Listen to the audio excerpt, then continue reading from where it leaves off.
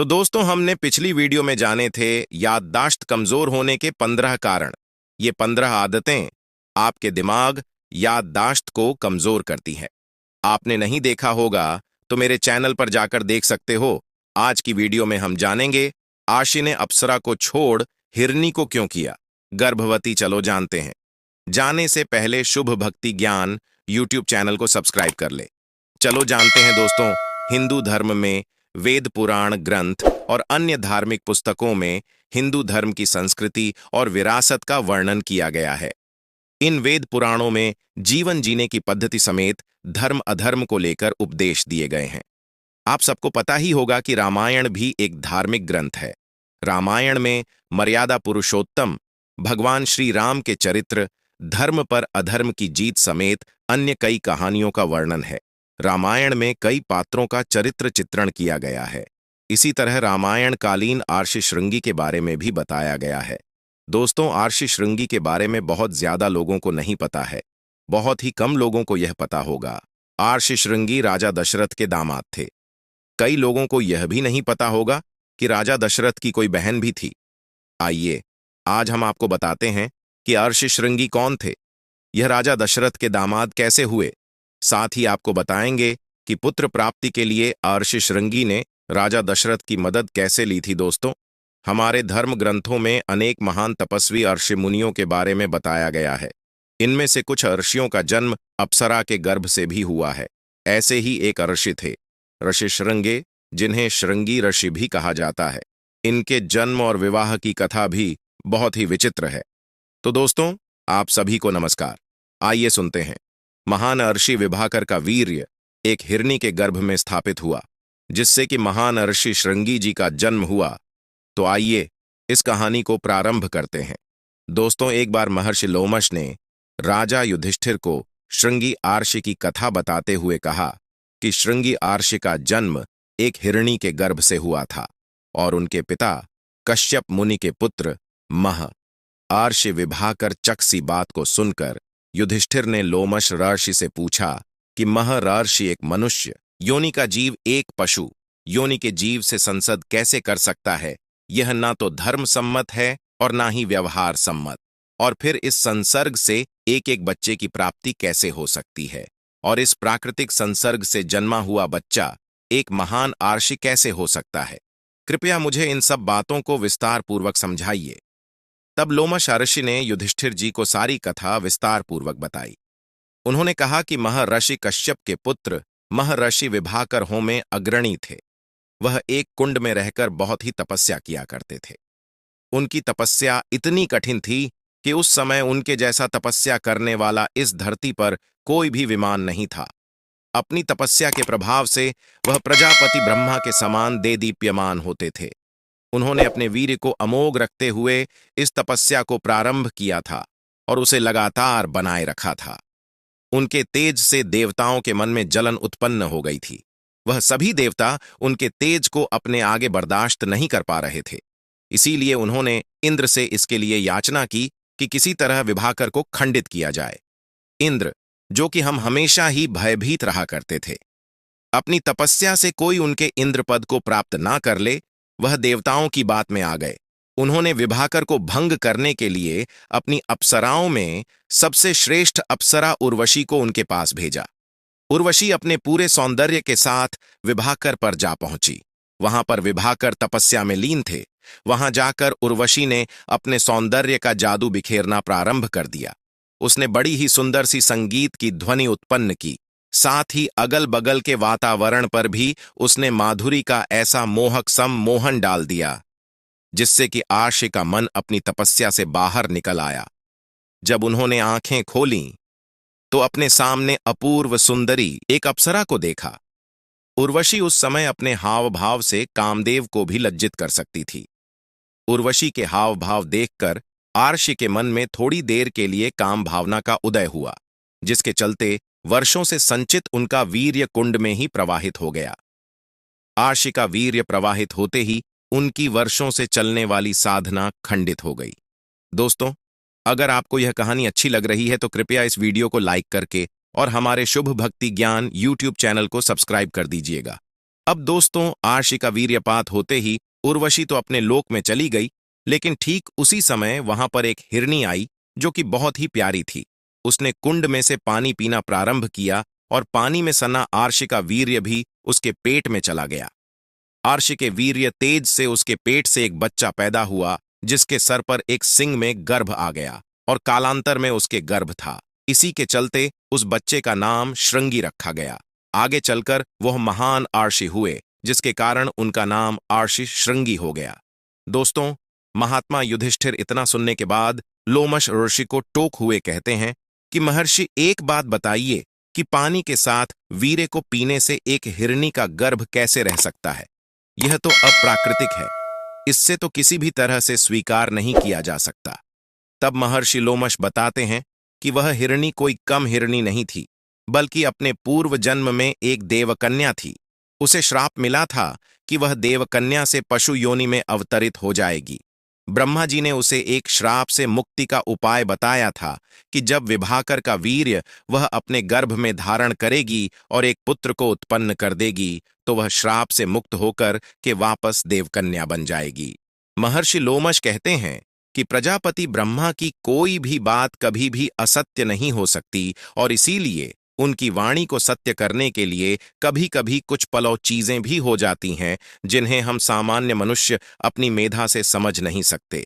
फिर वे कथा को आगे बढ़ाते हुए कहते हैं, क्योंकि वह विभाकर के पुत्र थे, इसलिए विभाकर्षि ने उस बच्चे का लालन पालन अपने पास ही किया, लेकिन एक स्त्री के चलते उनका तप खंडित हुआ था।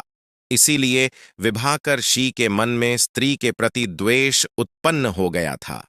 वह अपने पुत्र को स्त्री की परछाई से भी दूर रखना चाहते थे।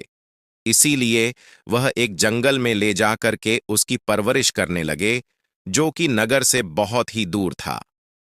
ऋषि श्रृंगी ने युवावस्था तक अपने पिता के अलावा किसी भी मनुष्य को नहीं देखा था, और इधर विभाकर्षि क्रोध से भरे हुए थे। उनके क्रोध के कारण उस नगर में, जो कि जंगल से सटा हुआ था, वहां अकाल पड़ गया। वह नगर अंग देश कहलाता था और वहां के राजा थे। राजा रोमपद पर कहीं कहीं उन्हें लुप्त भी कहा गया है, लेकिन अधिक जगह पर उनका नाम रोमपद ही आता है। तो राजा रोमपद के राज्य में अकाल पड़ गया, और वह अकाल लंबा चलने लगा, क्योंकि विभाकर्षि का क्रोध शांत ही नहीं हो रहा था।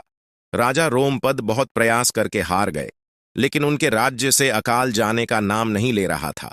तब रोमपद ने विभिन्न विद्वानों को अपने पास बुलाया और उनसे इस अकाल को दूर करने का उपाय पूछा। तब शास्त्रों में निपुण विद्वानों ने अपने गुणों से यह निष्कर्ष निकाला कि यदि किसी भी तरह आर्षि श्रृंगी के कदम राजा रोमपद के नगर में पड़ जाएंगे, तो यह अकाल समाप्त हो जाएगा। दोस्तों, राजा रोम अयोध्या के राजा दशरथ के परम मित्र थे। कथा में ऐसी बात आती है कि जब दशरथ जी का विवाह कौशल्या जी से हुआ था और वह अपने वैवाहिक जीवन के पहले चरण में थे, तो उन्हें एक पुत्री की प्राप्ति हुई थी।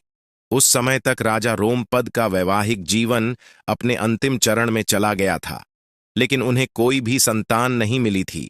तब राजा रोमपद ने अपने मित्र दशरथ से कहा था कि मित्र, अभी तुम युवा हो, अभी तुम्हारा नया विवाह हुआ है, तुम्हें आगे चलकर अनेक संतानें मिलेंगी, लेकिन मुझे अब लगता है कि मैं संतान के सुख से विमुख ही रहूंगा।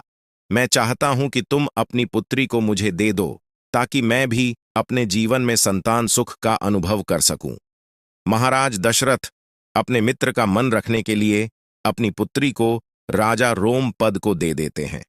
उस पुत्री का नाम राजा रोमपद शांता रखते हैं। इधर जब विद्वान लोग उन्हें बताते हैं कि किसी तरह आर्षि श्रृंगी को अपने राज्य में बुला लीजिए, उनके कदम जब आपके राज्य में पड़ेंगे तो वर्षा होगी, तो राजा रोमपद उन्हें बुलाने का प्रयत्न करना प्रारंभ कर देते हैं। उन्हें पता चलता है कि आर्षि श्रृंगी ने अभी तक किसी भी मनुष्य को नहीं देखा, और न ही उन्होंने आज तक अन्न ग्रहण किया है, क्योंकि वह जंगल में रहते थे और कंदमूल फल खाकर ही अपना जीवन बिताते थे। तब राजा रोमपद ने अपने नगर से कुछ सुंदर स्त्रियों को चुन करके उनके आश्रम में भेज दिया। वह स्त्रियां उनके आश्रम के नजदीक ही एक आश्रम बनाकर रहने लगीं। वह आर्षि श्रृंगी के यहां तब जाती जब उनके पिता विभाकर के लिए कुंड में चले जाते। वहां पर जाकर वह आर्षि श्रृंगी को तरह तरह की चीजें दिखाती और उन्हें तमाम मीठी बातें बताती। आर्षि श्रृंगी के मन में उनके प्रति मातृत्व का ही भाव था, क्योंकि उनका परिचय काम वासना से कभी हुआ ही नहीं था। आर्षि श्रृंगी का हृदय अत्यंत निर्मल था। वो उन स्त्रियों से मित्र व्यवहार करते हुए मात भाव से उनके साथ संवाद करते थे। एक दिन उन स्त्रियों ने उन्हें लड्डू लाकर खाने को दिए। क्योंकि वह जंगल में रहकर कंदमूल फल खाते थे, तो उन्हें शर्करा की मिठास के बारे में मालूम नहीं था। तब स्त्रियों ने उन्हें मोदक खाने को दिया, तो उन्हें लगा कि यह कोई विशेष तरह का फल है। उन्होंने कहा कि मैंने अपने जीवन में इतना मीठा फल कभी नहीं खाया। तब स्त्रियों ने कहा कि हमारे यहाँ पर ऐसे फल बहुत मात्रा में होते हैं। अगर आप चाहें तो हम आपको उन फलों को दिखा सकते हैं और भर पेट आप इनका भोग लगा सकते हैं। आप चाहे तो हमारे साथ हमारी जगह पर चलिए। तब आर्षि श्रृंगी अपने पिता को बिना बताए राजा रोमपद के यहां जाने को तैयार हो गए। वो उन स्त्रियों के साथ राजा रोमपद के नगर पहुंच गए। जैसे ही श्रृंगी आर्षि का पहला कदम राजा रोमपद के नगर में पड़ा, वैसे ही वहां पर बारिश प्रारंभ हो गई और राजा रोमपद के राज्य से अकाल की समाप्ति हो गई। लेकिन वह जानते थे कि यह एक छल है। उन्हें डर था कि कहीं विभाकर्षि वापस आकर उन्हें श्राप न दे दें। इसीलिए विभाकर्षि के महल में आने से पहले ही कुछ न कुछ तो उन्हें करना ही था। इसीलिए उन्होंने भोले भाले आर्षि श्रृंगी से अपनी पुत्री शांता का विवाह कर दिया। आर्षि श्रृंगी निर्बोध थे। विवाह के अर्थ को भी समुचित रूप से वह नहीं जानते थे। लेकिन शांता उन्हें बहुत ही अच्छी लगी। उनके मन में उनके प्रति प्रेम आकर्षण का भाव जागृत हुआ था। इसीलिए उन्होंने तत्काल ही उसके हाथ को अपने हाथ में ले लिया। इतने में बरसात होती देखकर विभाकर्षि समझ गए कि वह किसी तरह से किसी के नगर में चले गए हैं। विभाकर्षि क्रोध में तमतमा है हुए राजा रोमपद के महल में पधारे।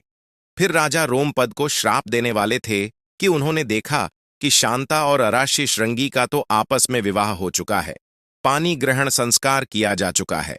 अब विभांड का आर्षि और राजा रोमपद संबंधी हैं। फिर वह रोमपद को श्राप कैसे दे सकते थे? विभाकर ने अपने क्रोध को शांत किया और प्रसन्नता पूर्वक अपने पुत्र वधू और पुत्र को लेकर अपने आश्रम में वापस लौट गए। दोस्तों, कालांतर में यही आर्षि एक तरह से राजा दशरथ के दामाद थे। उन्होंने राजा दशरथ के लिए पुत्र शठ यज्ञ करवाया था, क्योंकि एकमात्र आर्षीय श्रृंगी थे जो इस यज्ञ को संपन्न करवा सकते थे। क्योंकि पुत्र शठ यज्ञ बहुत ही महान यज्ञ होता है और इसे सिर्फ एक निर्मल हृदय का व्यक्ति संपन्न करा सकता है, जिसने कभी पाप के बारे में सोचा भी ना हो। ऐसे आर्षि केवल आर्षि श्रृंगी थे। कहते हैं कि तपस्या करने से उनके सर से भैंस सिंह भी गायब हो गया था और वह प्रसन्नता पूर्वक अपनी पत्नी के साथ तपस्या करने में लगे रहे। ऐसे में दोस्तों, आर्षि श्रृंगी रामायण काल के भी जाने माने बेहद सिद्ध पुरुष थे।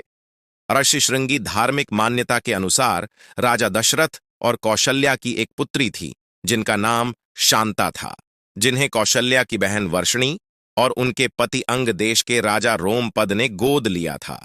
जैसा कि मैंने आपको वीडियो में बताया, विभाकर के पुत्र और कश्यप आर्षि के पौत्र थे। तो दोस्तों, आज की कथा यहीं पर समाप्त होती है। तो दोस्तों, मैं आशा करता हूं कि आज की यह वीडियो आपको अच्छी लगी होगी। तो मेरे शुभ भक्ति ज्ञान यूट्यूब चैनल को सब्सक्राइब कर लेना और वीडियो को एक लाइक जरूर कर देना। मिलते हैं नेक्स्ट वीडियो पर और कमेंट में लिख देना जय श्री राम। धन्यवाद।